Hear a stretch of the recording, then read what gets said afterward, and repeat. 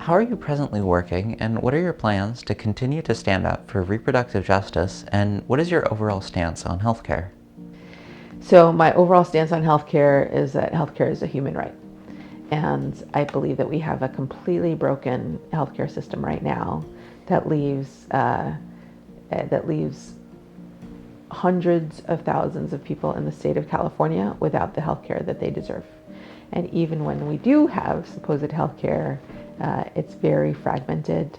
It's not oriented around prevention, and it's oriented really around dealing with the worst case scenario and allowing people to get to a point of being in the worst case scenario. So I believe that we need to have a complete overhaul of our healthcare system and make sure that it's not financialized as it is now, and that every single person deserves to have a baseline security in the fact that they have an opportunity to be healthy. Specifically around reproductive health, it's been one of the areas that I've leaned into pretty significantly as a legislator.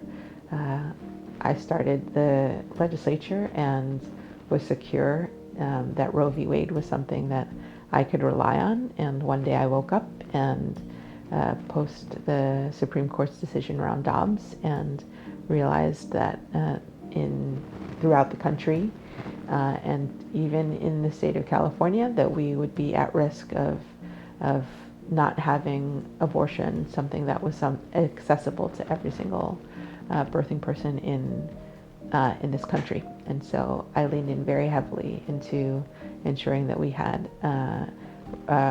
a reproductive justice frame for the legislative session during when the Dobbs decision came down. I'm a part of the Legislative Women's Caucus. We passed, I think, over 23 different pieces of legislation to the governor's desk.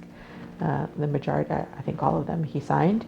And I get to say that California now is one of the last stands as a state around ensuring reproductive health access for every single person in the state of California, for sure.